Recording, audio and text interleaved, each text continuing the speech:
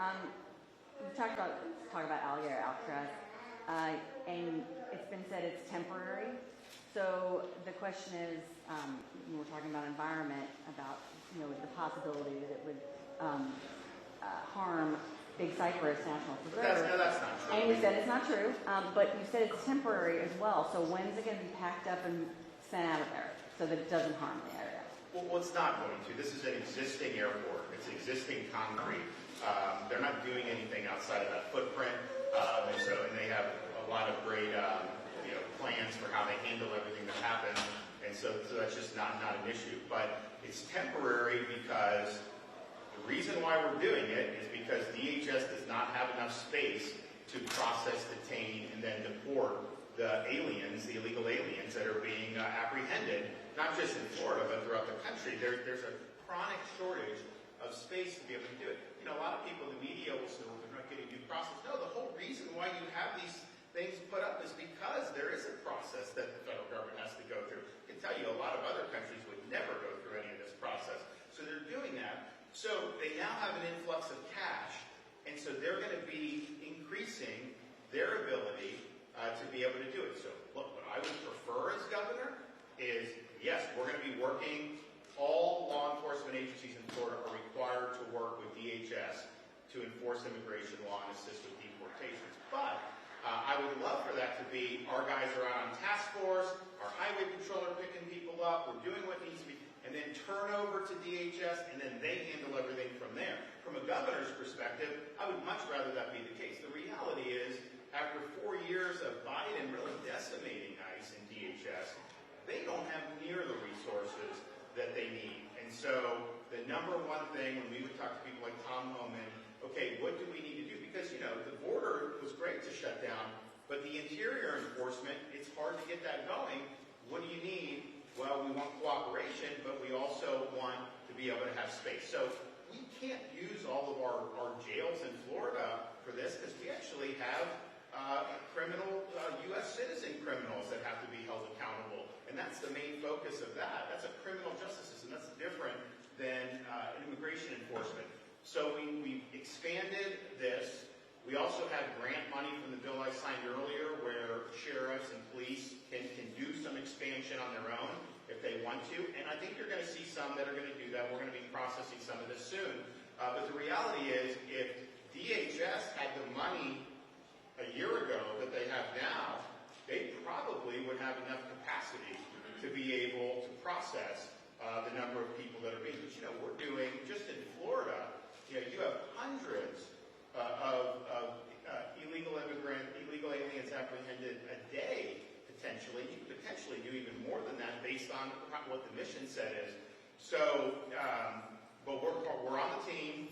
We think the mission needs to be completed. We think it'll be good for Florida if you have legal workforce, you don't have people that aren't authorized to be here using schools, using healthcare, using some of these things that do put a stress on the state.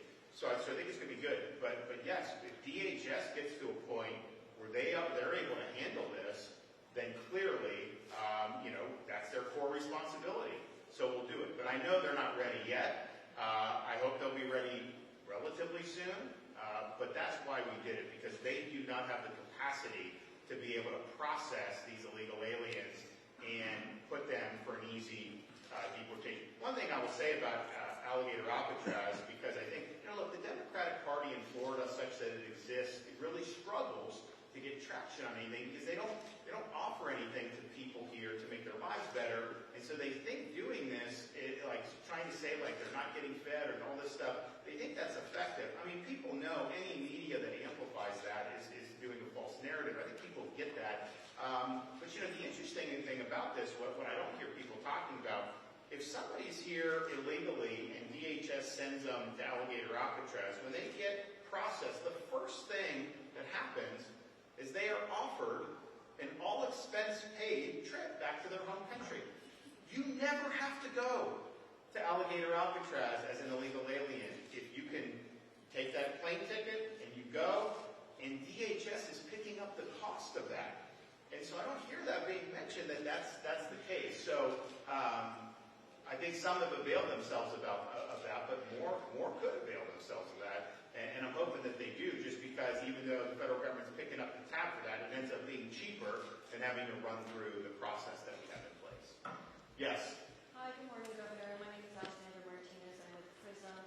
And my question for you is, we talked about the environmental impacts. Are there any reviews being done to safeguard the impacts of Alligator Alcatraz on the Everglades, given your administration's commitment to environmental responsibility? Well, if you go on there, it's a facility. There's concrete. There's like a fence line, and they're doing the operations. They take the wastewater out and they truck it out. They bring in potable water, and that's just how they manage it. So there's not anything that's going on that is going to be impactful in any type of significant way. And that obviously, the fact that they had this facility there, or the runway and everything there, was the reason why we did it. We would not have created this out of whole cloth, but it's there. It's a one-stop shop, and you're going to be able to do it. So I think people, just assert things or try to say things that just aren't factually the case. So no, we're not worried about it at all. That was the first thing when this was proposed by, I think it was, initially proposed by DEM, but I think the DHS really liked it. And it's like, okay, well, what does that mean for this? And they're like, no, it's not gonna mean anything. And they're literally only operating on the existing footprint. Because there's like grass in the middle of the airport. They're not even using that. They're just using that. And someone's like, I took a satellite image, you did that. They were on this patch of grass. No, it was like grass had grown over the concrete. So they just cleared it off and they used the guy. Like literally, they're on the existing footprint of what had been there. And they're doing it very well. Another thing I hear about is they're complaining about the food. First of all, I can tell you, like, when I was deployed in Iraq, and I bet you every veteran deployed will say, sometimes you're not getting very good food in certain situations. That's just the reality. But on this, the food that the illegal aliens get is the same food that all the workers get who are there.